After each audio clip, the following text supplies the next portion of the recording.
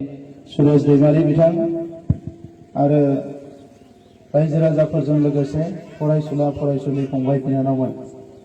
दा दिनै आङो जोबोद गोजोननाय मोनदों। जोंनि ओनसोलाव माखासे फसंथानफोरखौ जोङो थांनाय जि बिटिआर गोरोबथा बेनि गेजेरजों मोनफुंनो हादों।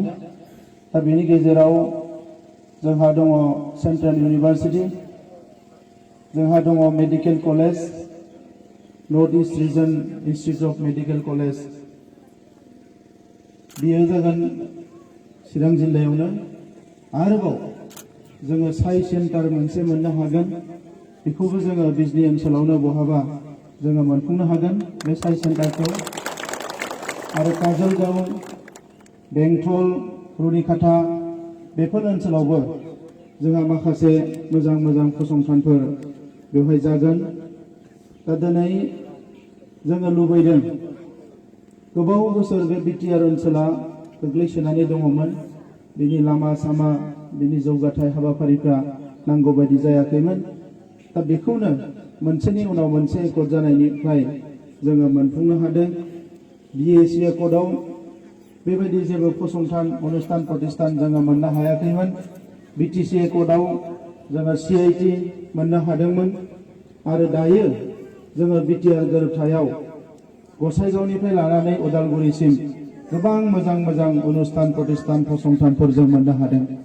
दा मानगोनां रायजोफोर, सुबुं धोन जौगानो थाखाय जोंनो माखासे मोजां मोजां फसंथान नांगौ। आरो बै फसंथानफोरखौ नांगौ समाव नांगौ जायगाफ्राव गायसनना लानो हायोब्ला जोंनि सुबुं धोन जौगानाया जोबोद थाबैनो जायो। दा बेखौनो मावफुंनो थाखाय दुलाराय बर' फरायसा आफादा गोबाव बोसोर सोमावसारबोदोंमोन। एनडिबिआ गोबाव बोसोर सोमावसारबोदोंमोन। गुबुन गुबुन आफादफ्रा गोबाव बोसोर सोमावसारबोनायनि उनाव जोङो बेफोरखौ मोननो हादों। दा दिनै बे समाव आङो बे अन्थाइ खाम्फा गायसननाय हाबाफारिजों जोंनि गासैबो मुंख्लंफोरनिसिम आङो खुलुमनाय आरो सिबिनायखौ जासिहरदों, जाय बिथांमोननि थै आरो जिउ बाउनायनि थाखायनो दिनै जोङो बेफोरबायदि मोजां मोजां फसंथानखौ मोननो हादों। बिजनी ओनसोलाव आं सानो मोजां मोनसे कोल्ड स्टरेज नांगौ आरो फुड प्रसेसिं मोनसे इउनिट नांगौ एबा इन्डास्ट्रिबो नांगौ। जोङो नर्थ इस्टार्न काउन्सिलाव जोङो खावलायनो सानदों जे थाबैनो बिजनी ओनसोलाव मोनसे फुड प्रसेसिं इन्स्टिट्यूशन बा इन्डास्ट्रि मोनसे गायसननांगौ आरो मोनसे कोल्ड स्टरेज गायसननांगौ। दा बे कोल्ड स्टरेजखौ गायसनोबा बे बिजनी ओनसोलाव बायदिसिना आबाद जायो, लेमन जायो, आलु जायो, बेसर जायो, गोबां आबादफोर जायो। बै आबादफोरखौ जोङो बेवहाय दोननानै जेब्ला आंखाल जागोन बै समाव जोङो बेखौ गोबां दाम लानानै फाननो हायो। दा रांखान्थि जौगानायनि हाबाफारिफोरखौ जोङो गोख्रै मावफुंलांनो हागोन। रायजोफोर, सोलोंथाइनि बेलायावबो जोङो गोसो होदों। बावैसो प्राय 2060 जन फोरोंगिरिफोरनि एपइन्टमेन्ट होनाय जादों। आरो गिबि खेबनि थाखाय बिटिआर ओनसोलाव थाइसेबो थाखा लायाजासे 2060 फोरोंगिरिफ्रा साख्रि मोननो हादों। बेयो बेसेबा गिदिर मोनसे बाथ्रा। सिगां साख्रि होनना बुङोबा घुस होनांगौ होननानै सानोमोन। घुस होआबा साख्रि मोना, फैसा होआबा साख्रि मोना। नाथाय जों फोरमान खालामनानै होबाय जे थाइसेबो आथानाबो फैसा होआलासे जे साख्रि मोनो, बेखौ जों एबार फोरमान खालामनानै होबाय। आरो नैबे मासावनो इलेक्सन फोसावनायनि सिगाङाव 300निख्रुइ बांसिन हाई स्कुलनि फोरोंगिरिफ्रा साख्रि मोनबावगोन आरो बिथांमोनाबो आथानाबो फैसा होनांनाय नङा। गुबुन गुबुन डिपार्टमेन्टफ्रावबो आं बुंदों, जेराव जेराव माने भेकेन्ट पस्ट जानानै दङ बेखौ फिलआप खालामनांगोन आरो बे फिलआप खालामनाय प्रसेसखौ स्टार्ट खालामनांगोन। नाथाय बेवहाय खुनु थाखा फैसानि जाहाथे लेना देना जाया बेखौ रोखा खालामनानै होनाय जादों। दा जोंनि ओनसोला आबादनि ओनसोल, बे आबादखौ जोङो जौगाहोनांगोन। जोंनि लाइमोनफ्रा आबादाव मुखुब जानांगोन, अब्लासो रांखान्थिया जौगागोन। खेबथाम गाहाम बोसोराव जोङो आबाद मावनांगोन। ओंखायनो देग्लाय बोसोरनिफ्रायनो जोङो फार्म मेसिनारि बेंक होनना जायखौ बुङो कास्टम हायारिं सेन्टार, मोनफ्रोमबो ब्लकआव देग्लाय माइ हानाय, माइ गायनाय मेसिनफोरखौ जोङो लाबोनो नागिरदों। साननैसो उनावनो जोङो गासिबो ब्लकआव बेखौ सफैहोगोन। बिनि लोगो लोगोनो जोंहा आबादारिफ्रा फ्रि लांनानै गासिबो ट्रेक्टरजों हालेवनाय, माइ गायनाय, माइ हानाय बे मेसिनफोरखौ बाहायजोबनो हागोन।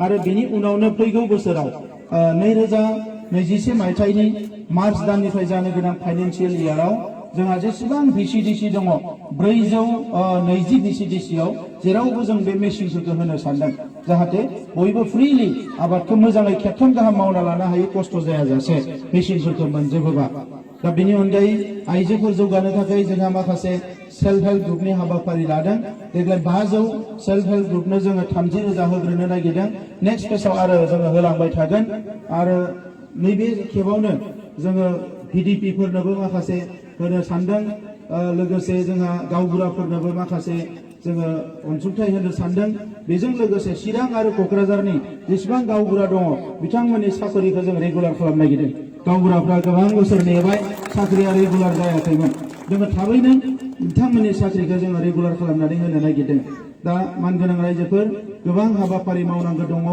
आंनि बै बिसायख'थियाव फोसावदोंमोन जौ फानना जाग्रा बन फानना जाग्रा बिथांमोननो एसेबाबो अनसुंथाइ होगोन हाजिरा मुजिरा मावना जाग्रा दा देग्लाय नैबे खेबाव जोङो 50,000सो जोंहा बेबायदि हाजिरा मुजिरा मावना जाग्रा मानसिफोरनो एफा एफा अनसुंथाइ जों होनो नागिरदों जाहाथे बिथांमोना मोजाङै संसार जानो हायो दा गोबां मावनांगौ खामानि दङ लासै लासै मावलांगोन नोंथांमोना जोंखौ अनदों मदद होदों दिनै सरकाराव लाबोदों दा फैबाय थानाय समावबो जोंहा आं हास्थायदों मिजिंथिदों बिजनि ओनसोलाव नोंथांमोना बयबो गोख्रोङै बाहागो लानानै फैबाय थानाय बिसायख'थियाव UPPLखौ देरहाहोगोन आरो जोङो बयबो लोगो नांनानै जोंनि साननाय हनायफोरखौ जाफुंसार होनो हागोन गोजोन खौसेथिखौ गायसननो हागोन गोनो गोथोफोर एफा एनै सोरबा खालामनो नागिरदों बेजों जाहाथे रायजो राजाफ्रा जेबो साना आं बेखौनो खावलायबाय आरो जिखिनि मावनांगौ आद्रा थानाय हाबाफारि जों बेखौ क्लियार खालामनो सानदों MGN रेगानि हाबाफारिखौबो मोजाङै मावनो थिनदों 15 फाइनेन्सनि जि फैसा फैदों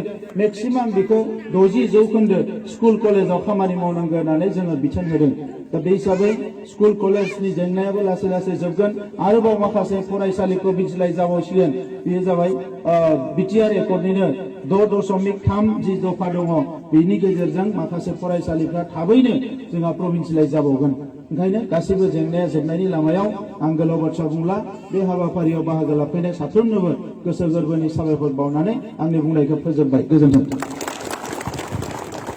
जोबोद जोबोद साबायखर होबाय हाबाफारिया जोबसिगोन दा